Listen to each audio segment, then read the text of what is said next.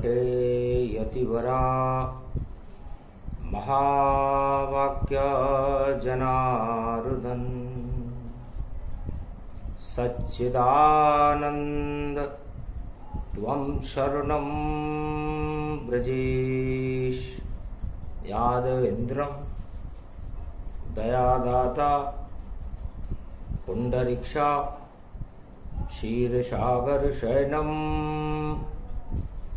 कमलनयनम नमस्तुते नमामि श्रीहरि। धैर्य से जिसको धारण किया जाता है, कर्णपटुओं से जिनका पान किया जाता है, ऐसे सच्चिदानंद भगवान श्री यादवेंद्र सरकार को मैं नित्य ही चिंतन करता हूँ, नमन करता हूँ। जिनको नमन करने से मंगल आदि मंगल तो हो ही जाते हैं, साथ ही में बहुत बड़ा बल मिलता है मनुष्यों को। वाणी ब्रह्माणी करो, वाणी पर नितवास, राम कथा वर्णन करूं पूर्ण कर्मास। सोम पुष्य नक्षत्र है, ज्येष्ठ मास गति पाए, कलयुग की ये काली मां और राम जी स्वयं हटाए। राम नाम सबसे बड़ा और बड़ा नहीं कोई, राम नाम जपते रहो तो मंगल सबका हो। भारत माता की गोद में और जन्म जाते हैं लाल, और जब जब जन्मे राम कृष्ण तो दानवता का काल। कलयुग केवल नाम आधारा, सुमर सुमर नर उतर ही पारा। संकट में हर युग ये जाना, और मंगल करे राम भगवाना। राम ही राम शक्ति बड़ भारी, और संकट जब जब प्रगटे अवतारी। जब जब भारत पे हो संकट तो राम प्रकट हो जाते हैं, अवतार बनते हैं भारत में, और मंगल सब कर जाते हैं। तो सुनो कथा त्रेता युग की, जहां अवध में जन्मे राम।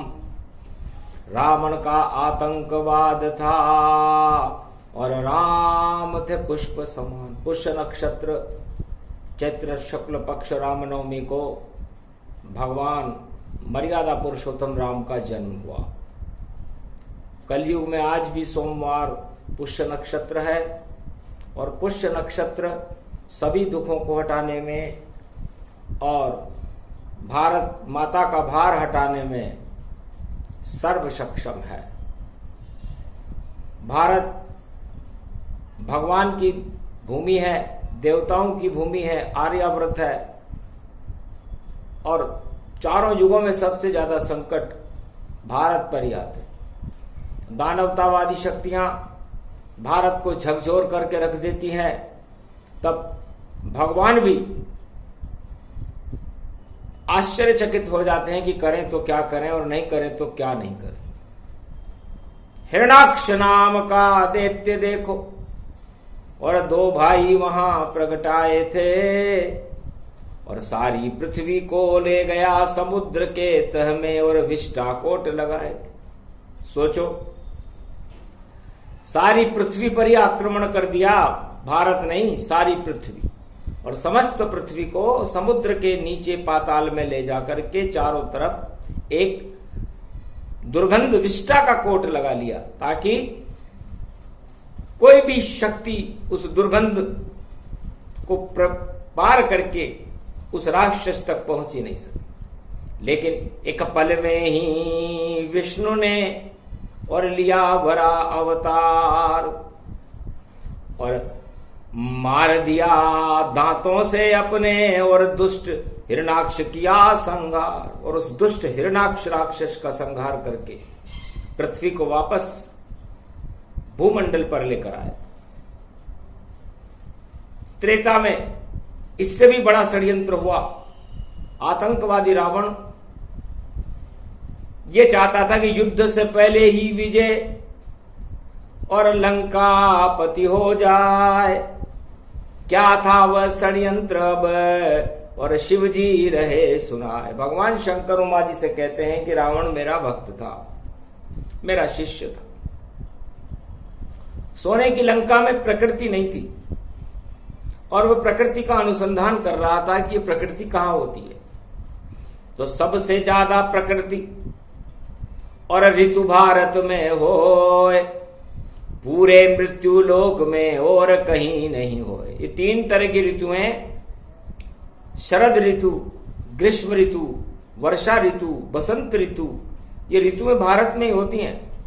और भारत प्रकृति का संचालक है और प्रकृति जनक जानकी जी सीता है और उस प्रकृति को चलाने वाले मायापति ब्रह्म भगवान विष्णु के पूर्ण अंश भगवान राम है।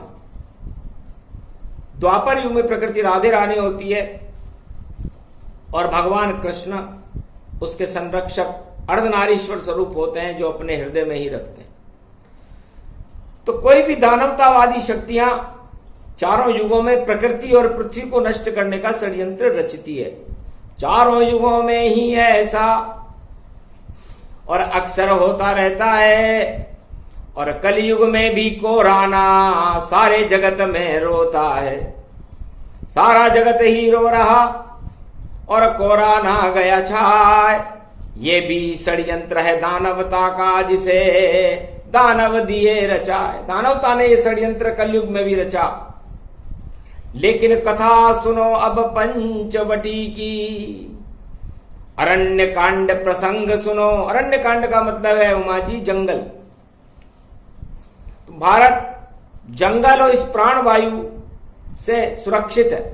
चारों तरफ ही हरियाली और इस भारत में रहती है और सबसे ज्यादा प्राणवायु और भारत में ही बहती है। हिमगिरी से कन्याकुमारी तक पवन चले पुरवाई। प्राणवायु है जगत में और शक्ति रूप प्रगटाए।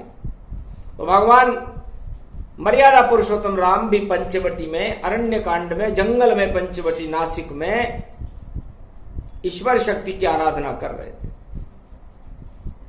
तब रावण को पता चला कि जंगल में राम लखन सिया बैठे हैं और प्रकृति रूपी सीता है और क्यों नहीं इसका अपहरण हम करते हैं। क्योंकि लंका में पर्यावरण और नाम मात्र नहीं पाए। पूरी लंका सोने की और नहीं पवन चल पाए। वहां पवन नहीं चलती थी। उन्होंने पवन देवता को ही वहां पर बुला रखा था। वो प्राणवायु वहां पर प्रसारित करते थे। जिस तरह कृत्रिम हवा आधुनिक यंत्र संसार में फैला देते हैं, उसी तरह वहां पर सारे देवताओं को उसने वशीभूत कर रखा था। आदेश दे रखा था तो पवन वहां पर बुआरा करने आती थी और उस समय प्राणवायु वहां के लंका के नागरिक ग्रहण करते थे। और लंका के बाहर एक नगरी थी जिसे अशोक वाटिका कहते हैं। उसमें पर्यावरण और वृक्ष संचालित थे। लंका के थी बिल्कुल समीप और सीमा पर वह पर्वत था और नाम अशोक वाटिका थी जो लंका का सर्वस्व था। लंका की उस प्राणवायु बुआरा करने के बाद अशोक वाटिका से प्राणवायु लंका में प्रसारित की जाती थी। तो सोचा जंगल में राम जी और इन्हें नष्ट कर जाएं और क्यों नहीं युद्ध करें हम इनसे, प्रकृति लेत चुराए। तो रावण ने भारत की प्रकृति जो धरती से प्रकट हुई थी, जनक जानकी सीता जी का ही अपहरण कर लिया और अपहरण कर लंका में और लाया सीता माय कि बिना प्रकृति के भारतवासी अपने आप मर जाए। एक तीर से 2 शिकार किए रावण ने। राम अयोध्या के युवराज की शक्ति को चुनौती दी कि जाओ तुम्हारी प्रकृति हमारे वश में, जैसे हम कहें तुम नाचोगे, अगर ऐसा तुमने नहीं किया तो मृत्युलोक से भागोगे, मृत्युलोक से जाना पड़ेगा। इतना बड़ा षड्यंत्र किया, बिना युद्ध गया जीत। अरे कैसा चालाक दानव रावण था। और देखो मेघनाथ इंद्रजीत, उसका लड़का था मेघनाथ इंद्रजीत, उसने परमाणु बम बना रखे थे और इंद्रलोक से वीरघातिनी और नागपाश जैसी षड्यंत्रकारी शक्तियों को, जिसे जैविक हथियार कहते हैं, लेकर के आया गया था। इंद्रलोक पर भी उसका कब्जा था। और कुंभकर्ण शक्तिशाली 6 महीने में एक बार उठता था और सारा भोजन करके वह देखो फिर सो जाता था। बड़ी शक्ति थी कुंभकर्ण में।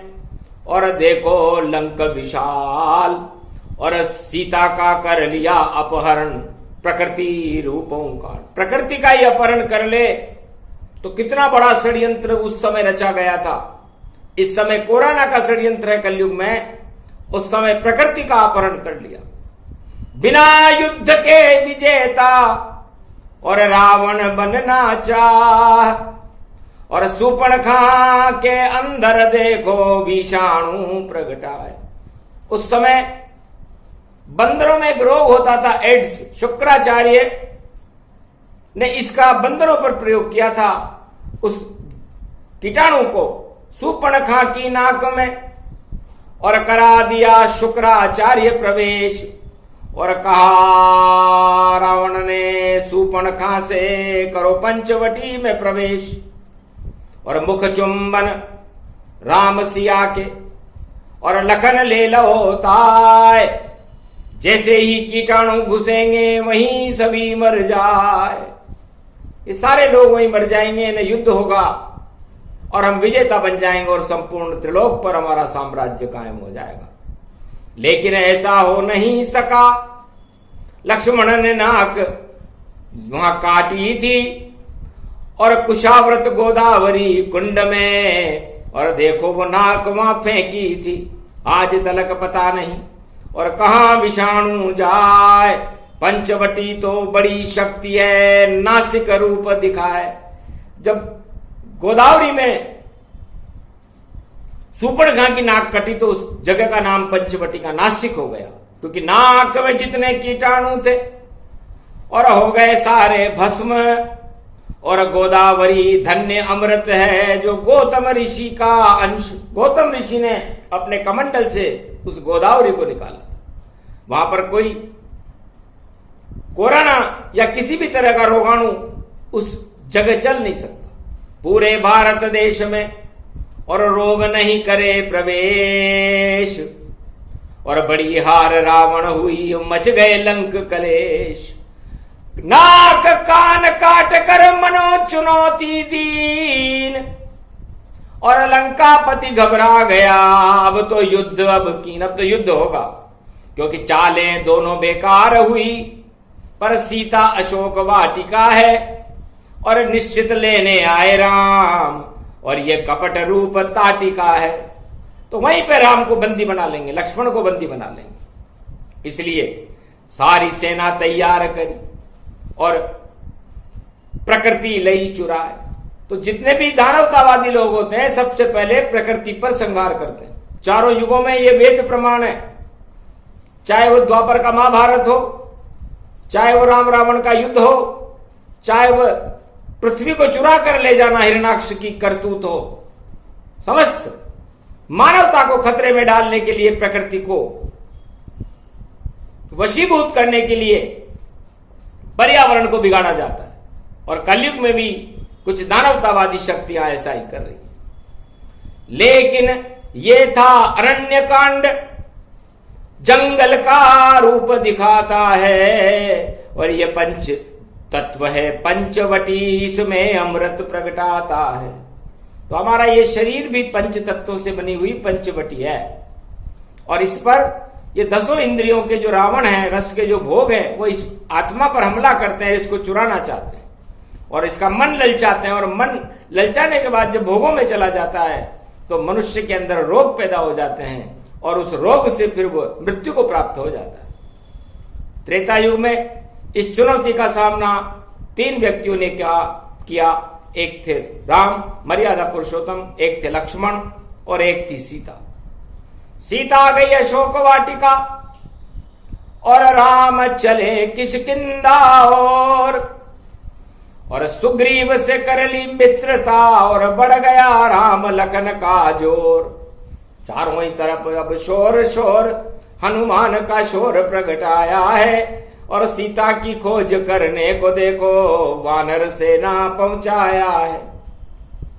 तब राम जी ने रणनीति बनाई कि रावण की तो नहीं चली और कट गई सूर्पणखा की नाक, रावण की भी नाक कट गई और अब करें युद्ध श्री राम। अब युद्ध करेंगे। हनुमान जी से कहा, हनुमान जी सबसे पहले आप पवन हो, कहीं भी जा सकते हो, इसलिए आप जाओ लंका में और करो परीक्षणता, कैसे कैसे हथियार हैं, कैसे योद्धा पाए, कैसी कैसी महामारियां और लंका अंदर बताओ और कैसा वहां का पर्यावरण और आप हमें बतलाओ और मुद्रिका राम ले जाओ तुम, ताकि कोई कीटाणु नहीं नुकसान, और सीता जी को दे देना और कर देना राम आह्वान, सीता जी को भी दे देना ताकि लंका में कोई कीटाणु युद्ध हो, कोई गैस छोड़ दी जाए या कोई जैविक हथियार छोड़े जाएं तो सीता जी सुरक्षित रहे। क्योंकि प्रकृति बैठी लंका में और ब्रह्म सागर तट जान और राम मुद्रिका बहाना और पहुंचे लंका हनुमान सियाभर रामचंद्र शंकर हरिओम। तो मंदिर मंदिर प्रतिकरी शोधा, देखे वहां पर अगणित जोधा। राम नीति का परीक्षण और सुरसा करने आए और सुरसा के मुंह से भी हनुमत और बाहर निकल गए जाए। देवताओं की माता थी सुरसा। सबसे पहले देवताओं की ओर से परीक्षण किया कि हनुमान और राम जी की नीति लंका में सफल भी होगी या नहीं होगी, क्योंकि हम देवताओं के ऊपर भी रावण का नियंत्रण है, इंद्रजीत है, उसने लंका से हमारे इंद्रलोक पर भी अधिकार जमा लिया है।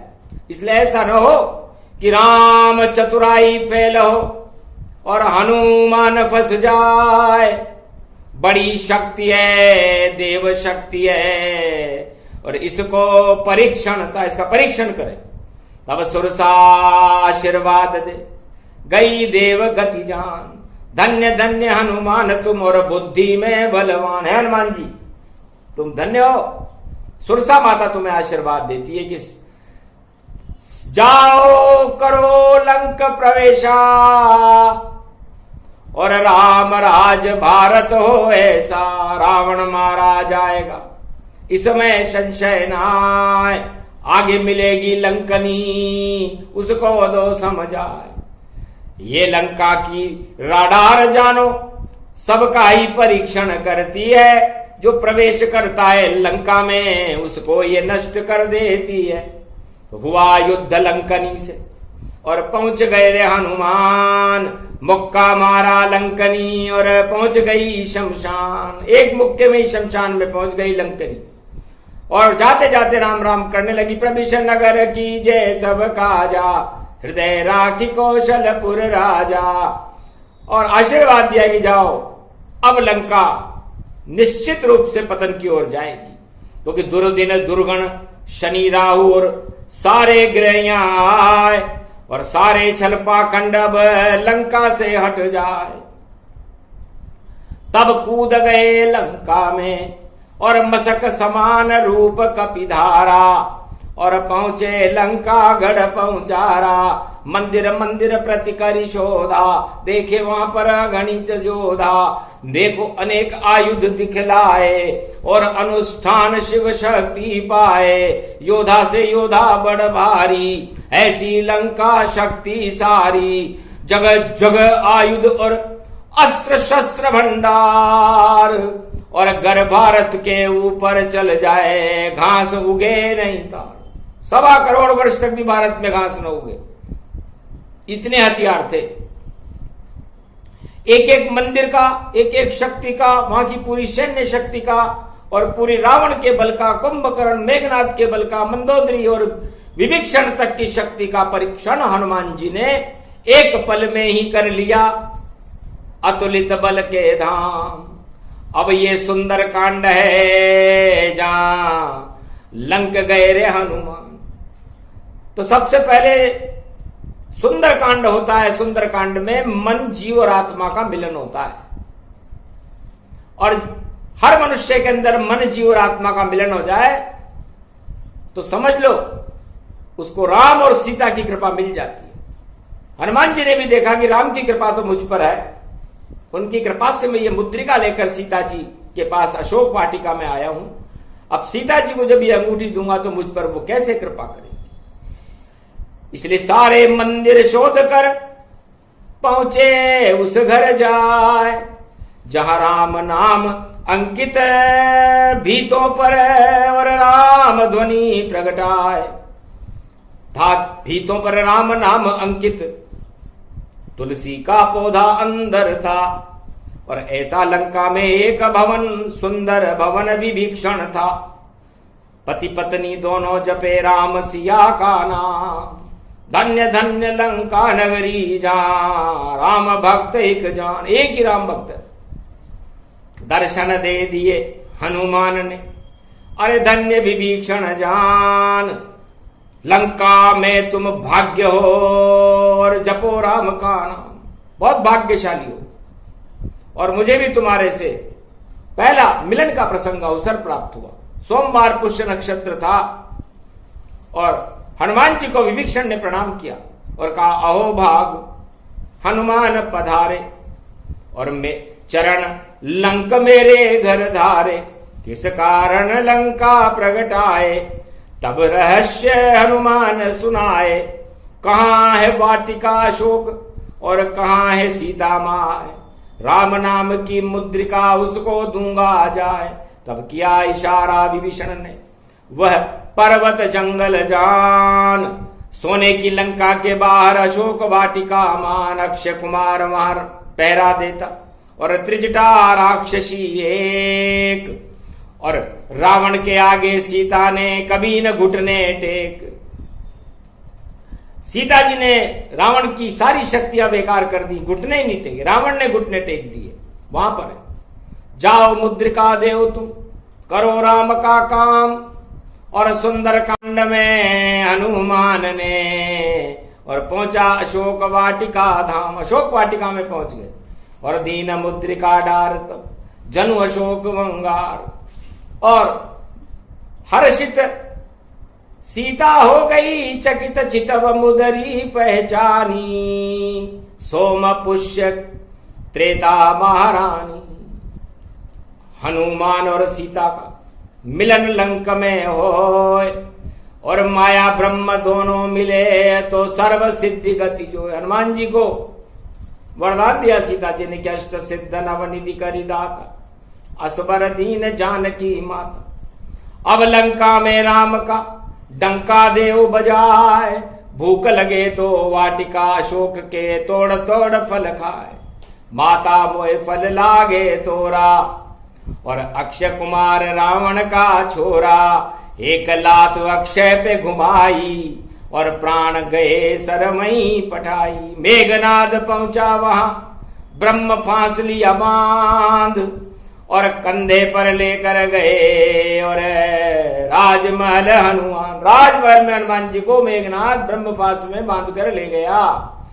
तो ब्रह्म फांस भी शक्ति थी, था एक ब्रह्म का रूप। इस कारण हनुमान जी बंध गए और देखो दिव्य स्वरूप। पर चमत्कार हनुमत दिखलाया और पूंछ को वहां बढ़ाया। इतने ऊंचे सिंहासन पर बैठ गए रे हनुमान, लंका छोटी हो गई और लंका पति रावण जान। रावण छोटा हो गया, हनुमान जी बड़े हो गए। कहा कौन हो दूत? तब कहा राम दूत में हनुमत जाना। और इस कारण लंका में आना, लंका निश्चर निकर निवासा, यहाँ कहाँ सज्जन करिवासा, खल मंडली बसे दिन राती, सखा धर्म निभे कहीं बाती। इसलिए आपका और हमारा तो कोई मेल नहीं है, क्योंकि यह धर्म नाम की कोई चीज नहीं है। चारों तरफ अधर्म ही अधर्म है, 1.25 लाख गुंडे हैं, चारों तरफ हाहाकार है, शस्त्रों की भरमार है, सब भोगों में व्यस्त हैं। इसलिए ऐसी लंका को नष्ट करना ही हमारे राम जी का और हमारा धर्म। तब कहा धर्म मुझे समझाते, और अभी मृत्यु तुम पाओगे, और मृत्यु दंड आदेश रावण ने और सुना दिया मर जाओगे। तब विभीषण बोला नीति विरोध न मारिए दूता, और सुनो नीत रावण लंकापति दूत। लंकापति से कहा कि दूत को नहीं मारना चाहिए, दूतों का वध करने में नृप नीति मनाही करती है। तब रावण ने कहा चुपचाप रहो, ये लंका रावण पे मरती है, जो भी आदेश रावण दे पूरा करो तत्काल। पूंछ में आग लगा दो इस बंदर के, और भूल जाएगा लाल। राम राम करना भूले रावण, रावण जयकार करे, थोड़ी देर में ही वानर इस लंका में अपने आप मरे। पूंछ में आग लगाई दी हंसे वीर हनुमान, सारी लंका जल गई नहीं जले हनुमान। सियावर रामचंद्र शंकर हरिओम। अरे इतनी क्रोध रावण का था, लंका जितनी जल पाई थी सारी लंका काली हो गई, और हनुमान ने लाज बचाई थी। पूंछ बुझाकर चूड़ामणि ले और वापस लंका तटवाए, और सारे कीटाणु लंका के और सागर देत बुझाए। पूंछ को बुझाते ही उस पसीने की बूंद को एक मछली पी गई, उससे मकर ध्वज पैदा हुआ। मकर ध्वज और मकर ध्वज वटी संसार के समस्त रोगों को ठीक करने में, स्वस्थ करने में आयुर्वेद की सबसे बड़ी बूटी है। संजीवनी बूटी से भी ज्यादा तेज है, और ये तेज सुंदरकांड का पहला श्लोक है, उसे मकर ध्वज वटी कहते हैं। शांतम शाश्वतम अप्रमेय मनघम निर्माण शांति प्रदम, ब्रह्मा शंभु फणीन्द्र सेव्य मनीषम वेदांत वेद्यम विभुम, रामाख्यम जगदीश्वरम स्वर्गुरुम माया मनुष्यम हरि, वंदे अहम करुणाकरम रघुवरम भूपाल चूड़ामणि, नान्यास्पृहा रघुपते हृदय अस्मदीये, सत्यम वदामि च भवान किलांतरात्मा, भक्ति प्रयस रघुपुंगव निर्भरा में, कामादि दोष रहितम कुर्मानसं च, रामदूतम अतुलित बलधाम हेम शैलाबदेहि, धनुजवन प्रशानु ज्ञानी नाम अग्रगण्यम, सकल गुण निधानम वानराणामधीशम, रघुपत प्रिय भक्तवात जातम नमामि। है संसार के समस्त आयुर्वेदाचार्यों, ब्रह्मवेताओं, हिमालय की अज्ञात कंदराओं में छुपे हुए संतों, ये संतों का समागम है और हरि का भजन है, और सोमनाथ की वाणी है, क्योंकि सोम पुष्य नक्षत्र में और सोमनाथ प्रगटाए, और वाणी का अवतरण हो तो सोम प्रकट हो ही जाए। अमृत प्रकट करने के लिए सोमनाथ, जिन्होंने चंद्रमा के भी रोगों को ठीक कर दिया था, तो भारत में समस्त रोगों को ठीक करने के लिए सबसे बड़ी शक्ति है तो गुजरात में सोमनाथ महादेव हैं। यदि किसी के कोरोना भी हो गया हो, या किसी भी तरह की बीमारी हो गई हो, या उसको जर्जर शरीर हो गया हो, तो सोमनाथ की शरण में और जाए वह बीमार, और महामृत्युंजय ओम नमः शिवाय बार बार उच्चार, कृपा होए सोमनाथ की करे वहां स्नान, नहीं जाएंगे उस बीमार के जब तक जीवन प्राण, जब तक भगवान ने उसका जीवन दिया है उसके प्राण नहीं जाएंगे। ये सोमवार सोमनाथ की शक्ति है। सोमनाथाय ज्योतिर्लिंगाय सागर तट द्वारका के ऊपर श्री सोमनाथ प्रगटाए हैं, वाणी भी उनको नमन करे, और देखो मंत्र सुना ओम सोमनाथाय सर्व शक्तिदाय अमृताय अमृताय तेज पुंजाय ओम नमः शिवाय हर हर महादेवाय पशुपति नीलकंठे लंबोदरे कदंतम सर्वत्र विघ्ननाशा त्रिलोचना चंद्र लीलाट पटुधे त्रिपुंड तिलकम चतुर्भुजम मुक्तामणि परम प्रसन्न शिव हर हर महादेवाय नमस्तुते रामेश्वराय परम बिल्व पत्र रसाय ओम सोमनाथाय नमः नमः। सोमनाथ की स्तुति और कलयुग करे वाणी। अरे कोरोना से जो मर रहे हैं उन सबको बचा लो शिव ज्ञानी। है श्री सोमनाथ शिवलिंगा ज्योतिर्लिंग है नाम अनंगा। भारत से महामारी हटाओ चंद्र बचाया वैसे बचाओ जैसे बचाया चंद्रमा वैसे बचाओ नाथ। इसीलिए वाणी ने किया है सोमनाथ आह्वान। सोम पुष्य नक्षत्र है जेठ मास गति जान। अमृत सागर में भरो और बचा ले हो अब प्राण। हंसे सोमनाथ भगवाना नहीं मरे भारत इंसाना। प्राण वायु दूंगा इतनी और अमृत भर दूंताय। और जो हमारी भारत में और वो दानव शक्ति नष्ट जाए। वो दानव शक्ति वो जिंद भूत जिंगम टिंगिम वो नष्ट होगा। उसकी कुनीति नष्ट होगी और भारत सुरक्षित रहेगा क्योंकि सोमनाथ की शक्ति है। सोम पुष्य नक्षत्र में सोमनाथ गुणगान जो भी करे भारत में बीमार रोगी तो बच जाएंगे प्राण। तब हनुमान जी ने कहा हमने भी सुंदर कांड में मन जीव और आत्मा का मिलन किया। मन मैं खुद था पवन पुत्र मन बन गया मन गति लंक से जाए। और जीव शक्ति बड़ी जो वेदेही कहलाए। जीव माया थी वेदेही बिना देह की नारी थी उसके देह नहीं थी। वेदेही यहां हरि सीता वेदेही माया से बनाई गई थी इसलिए बिना देह की नारी थी जो जीव थी। और आत्मा राम जी थे। तो मन जीव और आत्मा का मिलन राम मुद्रिका लेकर मन पहुंच लंक में जाए। वेदेही के हाथ में देही मुद्रिका आता है। तो मन जीव और आत्मा का मिलन वात पित्त और कफ जब बढ़ जाते हैं शरीर में तो रोग हो जाते हैं। और ये रोगाणु इसीलिए फैलाए जाते हैं कि मनुष्य संसार के जितनी भी आत्मा है उनमें वात पित्त और कफ का असंतुलन कर दिया जाए। लेकिन अरण्य कांड भारत में जंगल है तो पर्यावरण से भारत की रक्षा होती है। तो पर्यावरण की रक्षा करना ही हमारा धर्म है। पेड़ पेड़ राम लखन लगावा और पंचवटी में कोटी छुआवा। राम जी ने भी वृक्ष लगाए थे पंचवटी। इसलिए सभी भारतीयों को भारत में पर्यावरण की रक्षा करने के लिए जगह जगह वृक्ष लगाने चाहिए। वृक्ष भी राम और सीता का ही स्वरूप है। और अरण्य कांड जंगल के कांड को ही कहते हैं। तो 14 वर्ष तक भगवान जंगल में साधु संतों से मिलते रहे और प्राण वायु का अध्ययन करते रहे कि इसे कैसे भारत में सुरक्षित किया जाए। और उसके बाद उस शक्ति को ही अपहरण कर लिया रावण ने।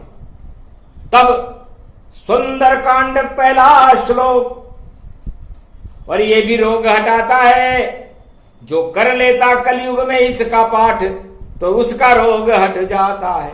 चाहे तो सारे वैज्ञानिक सारे पंडित ज्योतिषी विद्वान सारे भक्त जितने भी हनुमान जी के मंदिर हैं या राम के मंदिर हैं या किसी भी मंदिर है जहां पर या कोई मकान है जहां पर सुंदर कांड का पाठ होता हो।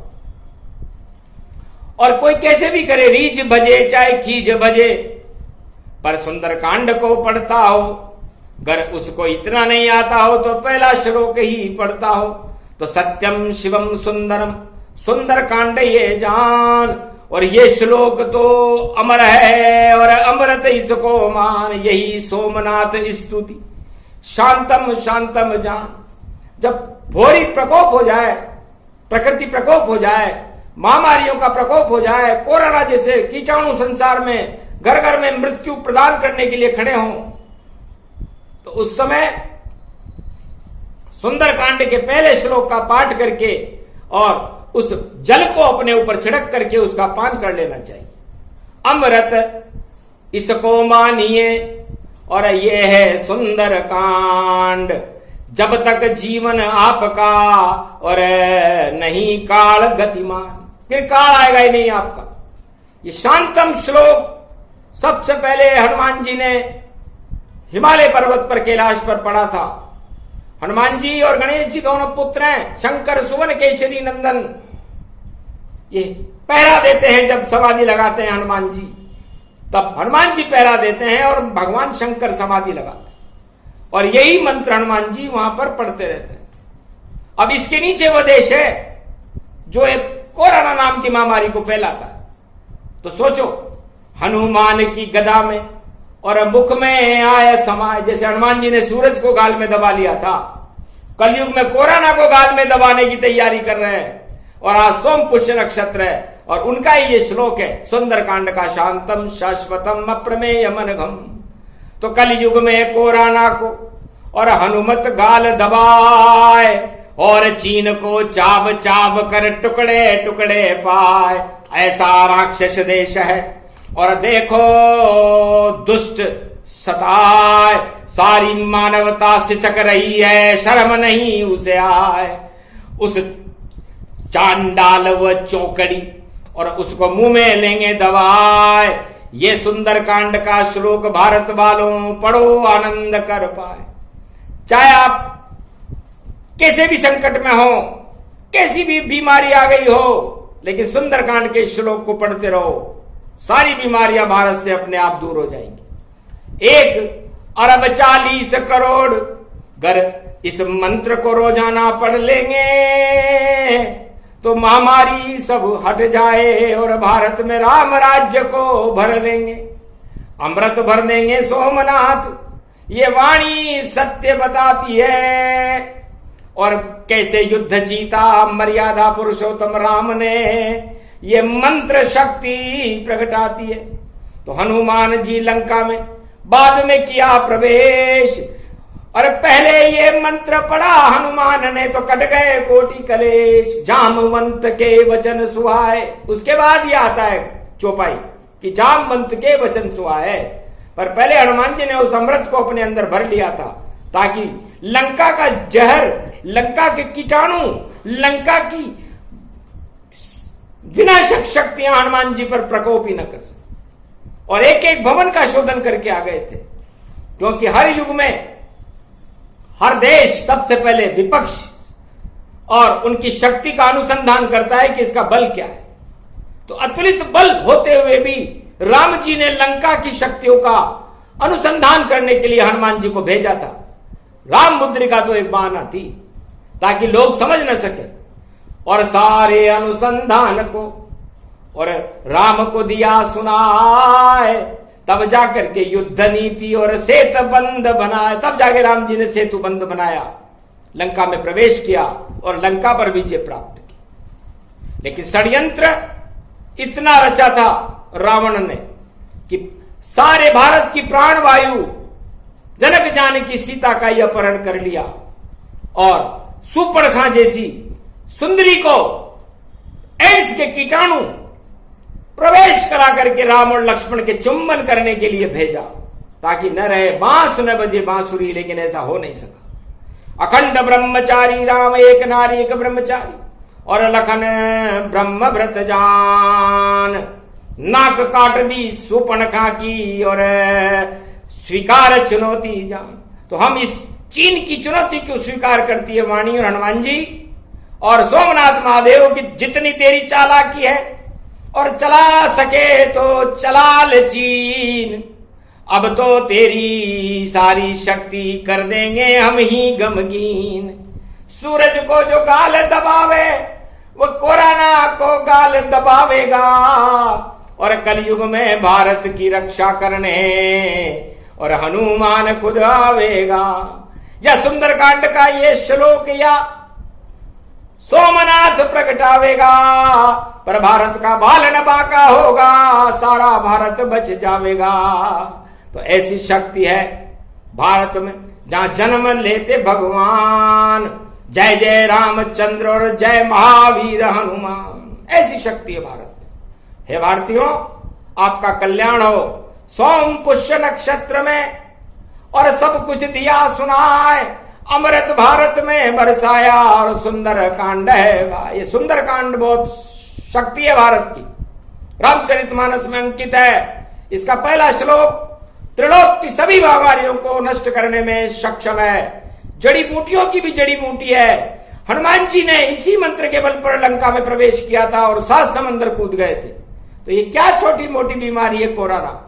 हनुमान जी की गदा, हनुमान जी की शक्ति और राम जी की शक्ति को याद करके वैसा पुरुषार्थ अपने अंदर पैदा करके और इस श्लोक पर अपनी आस्था जागृत करो, सोमनाथ महादेव पर अपनी आस्था जागृत करो, तो है भारतीयों आपका कल्याण है। ये प्रसंग जो भी सुने, और शक्ति बड़ी विशाल, सुंदर कांड बड़ी शक्ति है, टाल देता है काल। इस सुंदर कांड का पाठ सोमवार पुष्य नक्षत्र आज से ही संपूर्ण भारत में भारत की प्रजा को शुरू कर देना चाहिए। 7 दिवस में हट जाएगी महामारी कोरोना,